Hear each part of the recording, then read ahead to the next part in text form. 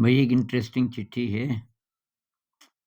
तो ये लिखते हैं भाई साहब, I am a 15-year-old teen in grade 11 and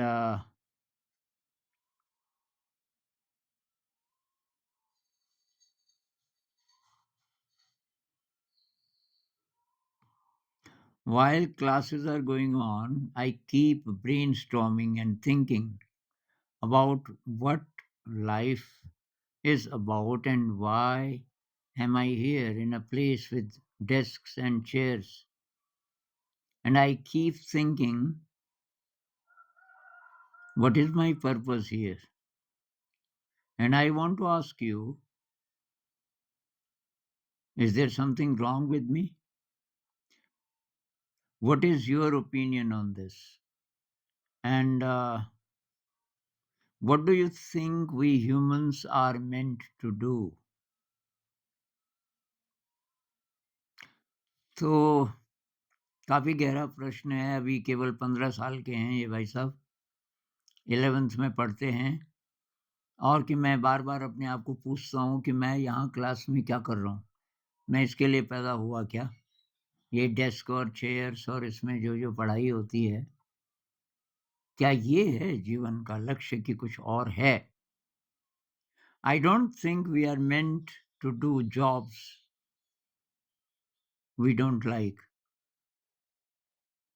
I don't have any passion. I am good at some things, but not extremely good. I think everyone is brainwashed and is not even thinking about what they are doing, why they are doing it. तो कि मुझे नहीं लगता कि हम इसलिए पैदा हुए कि ये ऐसी-ऐसी नौकरियाँ करनी हैं जो हमको बिल्कुल पसंद नहीं है। और लोग ये सवाल क्यों नहीं पूछते? क्या ऐसा है कि सबका ब्रेन वॉश हो चुका है, जिसको कंडीशनिंग भी बोलते हैं? हमको ऐसे कंप्यूटर की तरह सेट किया गया है कि हम वही सोच सकते हैं, जो कि आम जनता सोचती है। क्या? कि भई लिखाई-पढ़ाई करो, चाहे पसंद हो या ना हो, चाहे वो ज्ञान हो या ना हो। और नंबर अच्छे ले आओ, परीक्षाएँ पास करो, कोई जॉब लेने की कोशिश करो, इस छुआ-दौड़ में पूरा पूरा ज़ोर लगा दो, बहुत स्ट्रेस हो जाए तो आत्महत्या भी कर लो, कोई बात नहीं, हर साल होते हैं आत्महत्याएँ। पेरेंट्स फिर भी जानबूझकर अपने बच्चों को धकेलते हैं उधर ही, कॉम्पिटिटिव एग्ज़ाम वगैरह-वगैरह। किसके लिए हम पैदा हुए, क्या? तो भई बहुत गहरा प्रश्न है, इसके लिए नहीं पैदा हुए। हम पैदा हुए कैटरपिलर से बटरफ्लाई बनने के लिए। अगर आपने वो किताब पढ़ी है जोनेथन लिविंगस्टन सीगल, तो उनके समुदाय का ये धर्म है कि उड़ना नहीं है। ये मछुआरे जो मछलियाँ छोड़ जाते हैं, बड़ी मछलियों को काट के कुछ पीसेस बच जाते हैं या एकदम छोटी मछलियाँ, उन पे कैसे झपटा जाए। और अगर कोई और झपट गया बड़ी मछली पे तो कैसे उससे छीना जाए। कहने का मतलब सर्वाइवल आज की दुनिया में जो चल रहा है। तो ज़्यादा से ज़्यादा साधन इकट्ठे कर लो, चाहे छीना-झपटी करनी पड़े, चाहे किसी को कुचल के आगे निकलना पड़े। इसके लिए नहीं पैदा हुए थे हम। अभी सवाल किसी-किसी के मन में आता है, क्यों? इसलिए कि एडल्ट होते-होते 18-20 साल की उम्र तक जाते-जाते हमारी इंटेलिजेंस काफ़ी ख़त्म हो चुकी होती है। जब पैदा होता है इंसान वो बहुत इंटेलिजेंट होता है। जो इंटेलिजेंट है वही क्रिएटिव भी होता है। क्रिएटिविटी का लेवल कितना है इससे आप अंदाज़ लगा सकते हो। तो बच्चे का 3-4 साल तक क्रिएटिविटी का जो प्रतिशत है वो 98 है लगभग। नासा ने एक सर्वे किया था इस पे। जब चाँद पे इन्होंने ये भेजा, ये रॉकेट भेजा अमेरिका वालों ने, तो उसके पीछे जो वैज्ञानिक था, वो उसके मन में ये प्रश्न आया। मिशन तो सफल हो गया, बस लेकिन वो रॉकेट वगैरह बनाने के लिए उसको और भी लोगों की ज़रूरत थी। उसने कहा मुझे बहुत क्रिएटिव साइंटिस्ट चाहिए कुछ, बड़ी मुश्किल से बहुत कम मिले। तो खैर ये मिशन तो सफल हुआ, पर उसके बाद ये सवाल बार आता रहा इस वैज्ञानिक के मन में कि क्रिएटिविटी इतनी कम क्यों है? जो साइंटिस्ट बन गए उनमें भी, चक्कर क्या है? तो उसने सर्वे किया एक बड़ा। पहले अ, बच्चों का, जो मतलब 2-3 साल के आस-पास रहे होंगे, 5 साल से छोटे-छोटे, उनका सर्वे किया। कोई टेस्ट डिज़ाइन किया एक कि क्रिएटिविटी का लेवल कितना है, तो निकला 98%। उन्हीं बच्चों का उसने फिर किया जब वो 10 साल के हो गए, 15 साल के, 20 साल के और फाइनली 25 साल के। 25 साल होते-होते क्रिएटिविटी का लेवल 2 ही प्रतिशत रह गया। क्रिएटिविटी कह लो, इंटेलिजेंस कह लो, विज़डम कह लो, 25 साल तक होते-होते, जाते-जाते अभी जो इंसानियत है 98% अभी 2 तरीके से इंटरप्रेट कर सकते हैं हम। एक तो ब्रेन का 90% हिस्सा डल हो गया, 2 ही प्रतिशत बचा है बस। उससे भी अगर वो काम लेंगे तब। और इसको और दूसरे सेंस में लें तो ये भी कह सकते हैं कि जो जनसंख्या है, अभी 8 बिलियन है, तो उसका 2 ही प्रतिशत भाग है। 2% में आप हिसाब लगा लो कितने इंसान होते होंगे जिनमें कुछ क्रिएटिविटी है। लेकिन ये जो पहले वाली इंटरप्रिटेशन है कि ब्रेन का 98% अब क्रिएटिव नहीं रहा, ये ज़्यादा सही लगता है क्योंकि सवाल ही नहीं पूछते लोग। लगता है इनका ड्रीम केवल इतना ही है कि जो जानवर की आवश्यकताएँ हैं वो पूरी हो जाएँ। तो भई मनुष्य काहे के लिए हुए आप पैदा? कि रोटी, कपड़ा, मकान इत्यादि मिल जाए, खूब पैसा मिल जाए, थोड़ा साइकोलॉजिकल अ, सुख भी मिले, मतलब थोड़ा लोग इज़्ज़त करें, वाह-वाह करें, अच्छा बोलें, बस बात खत्म। तो ये तो भई जानवर की दौड़ है और इंसान तो इंसान है, उसके अंदर तो दिव्यता है। आपके जो अंदर का जो असली इंसान है, उसको हायर सेल्फ कह लो, वो बार आपको बुलाता रहेगा। आपके सपनों में, आपकी कभी-कभी गहरी सोच जब हो जाए तब, कोई ट्रेजेडी हो जाए ज़िंदगी में तब, वो बार-बार याद दिलाता रहता है कि भाई तू किधर जा रहा है? ज़िंदगी बहुत छोटी है। और ख़ासकर अभी पिछले 300-400 सालों से हालत बहुत ज़्यादा ख़राब हो गई। इंडस्ट्रियल रिवॉल्यूशन जब से आया वेस्ट में, तो इंसान धीरे-धीरे मशीन होता गया। इंसानों को ये फिट करते गए उद्योगपति अपने कारखानों में। अब कारखानों में एक ही जैसा काम करना है, सुबह से शाम तक।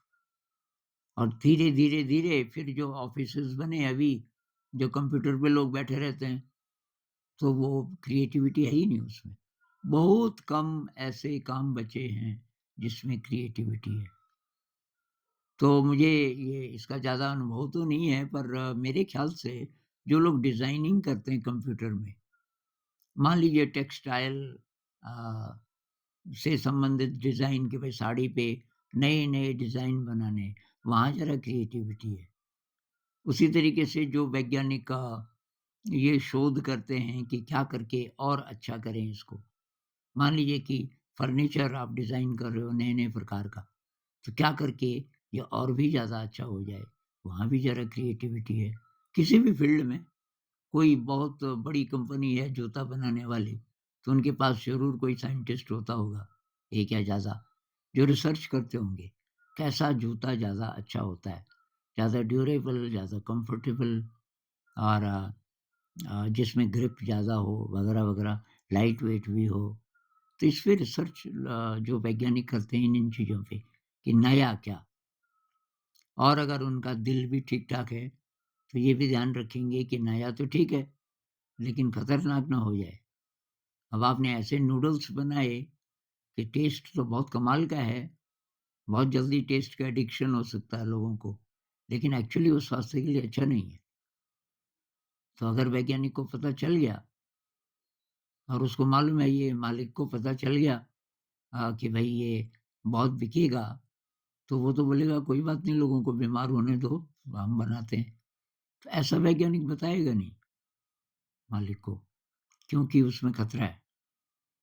कहते हैं जब ये रिसर्च चल रही थी एटम पे अमेरिका में, तो ये जो वैज्ञानिक थे, उसमें 3 मुख्य वैज्ञानिक थे जिसमें एक डेविड बोम भी थे।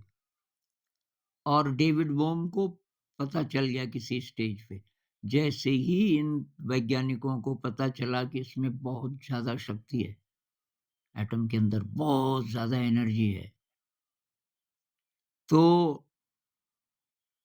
उसी के आस-पास इनको ये भी पता चल गया कि अमेरिका ये रिसर्च करवा क्यों रहा है, कि अमेरिका कोई खतरनाक हथियार बनाना चाहता है, जैसे बम और उससे बहुत लोग मरेंगे। तो डेविड बॉम उस रिसर्च से अलग हो गया। तो डेविड बॉम ने अपने प्राइवेट बातचीत में, ये रिकॉर्डेड पता नहीं कहीं है कि नहीं, पर मुझे किसी ने बताया उनके क्लोज़ कोई रहे होंगे लोग कि डेविड बॉम ने बोला हमें सरकार को ये नहीं बताना चाहिए कि इससे क्या-क्या हो सकता है। बाकी 2 नहीं माने, डेविड बॉम ने छोड़ दिया। डेविड बॉम को निकाला भी गया अमेरिका से, क्या पता आपको पता हो, क्योंकि उस पे शक हो गया था सरकार का। तो काहे के लिए पैदा हुए हम? भई अपने अंदर की अनंत क्षमताओं को उजागर करने के लिए। अब आप बोल रहे हो कि किसी चीज़ में मेरा पैशन नहीं है, इंटरेस्ट तो है, तो आप कोशिश करोगे, तो आपको पता चलेगा कि क्या मैं कर सकता हूँ। कुछ नए फ़ील्ड्स खुल सकते हैं। आप ओपन रहिए। अब ये कुर्सी मेज़ के साथ अभी तो कहीं जब तक कोई दिशा नहीं मिलती, कोई नया दरवाज़ा नहीं खुलता, तब तक ये कर लो, लेकिन आप ओपन रहो।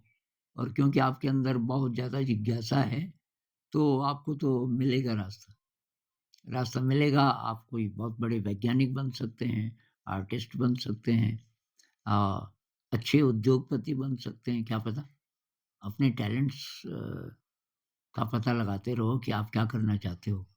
लेकिन भई आप जो सवाल उठा रहे हो, अगर ऐसे सवाल 20% भी आज के युवा-युवतियाँ उठाने लग जाएँ, फिर दुनिया बदल जाएगी फिर।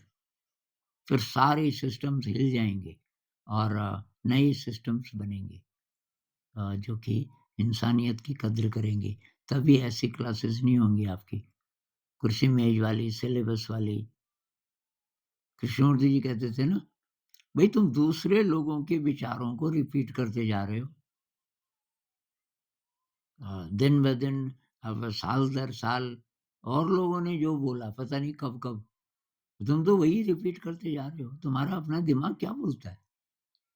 मतलब भई आपके भी तो विचार हो सकते हैं, आपकी भी तो नई खोजें हो सकती हैं, नई इन्वेंशन्स हो सकती हैं। उसके लिए मौका अब और तो कोई देगा नहीं, आप ही को ढूँढना पड़ेगा। तो हम अपनी बात दुनिया के सामने रखें तब तो बात है। अब हम रिपीट करते जाएँ, ये जो सब होता है कॉम्पिटिटिव एग्ज़ाम में, बस हम रिपीट करते जाते हैं, ओके, जो जिसने बोला। भई ठीक है, विज्ञान है, ये है, वो है और उसमें बहुत सारी बातें प्रैक्टिकली आप प्रूव कर सकते हो, तो ठीक है, पर वो औरों ने ढूँढा सब कुछ ना, पता कर लो वो सब। पर आपके दिमाग में कोई नया आइडिया आता है कभी? क्योंकि आपका दिमाग किसी से अलग थोड़ी है। अब अगर 98% सो गया, आप 25-26 साल के हो गए, तो ये मान के चलो कि आपका दिमाग काफ़ी ज़्यादा एरिया उसका डल हो गया है। डल हो गया इसका मतलब ये नहीं कि उसको ज़िंदा नहीं किया जा सकता। उसके लिए क्रिएटिविटी है, मेडिटेशन है। जितनी भी क्रिएटिविटी है 2 ही प्रतिशत सही, वहाँ से आगे बढ़ो, वो बढ़ेगा। उसको कहते हैं न्यूरोजेनेसिस। ये वैज्ञानिकों ने ये पता लगाया कि हमारा जो ब्रेन है, वो न्यूरोप्लास्टिक है। न्यूरोप्लास्टिसिटी है उसमें। इसका मतलब ये है कि हमारा दिमाग बदल सकता है घंटों में। 1 घंटे के मेडिटेशन से ब्रेन इतना ज़्यादा बदल सकता है, जितना कि शायद 10-20 सालों में भी ना बदले। तो भई अ, भई आपने ये जो सवाल उठाया भई, इससे मुझे बहुत खुशी हुई और आप अपनी क्रिएटिविटी को, अपनी जिज्ञासा को, ये जो सवाल आ रहे हैं मन में, इसको मरने मत देना। क्योंकि आप ही जैसे लोगों से आशा है कि मनुष्य जाति जागे, थोड़ा लोगों के दिमाग जागें और हम कुछ नया बनाएँ। एक ऐसी दुनिया बनाएँ जहाँ प्रेम हो, क्रिएटिविटी हो, नफ़रत ना हो, जहाँ इंसान को गुलाम ना बनाया जाए, स्कूलों में, कॉलेजों में, फैक्ट्रियों में, कारखानों में। तो इस पर बात करेंगे। नमस्कार।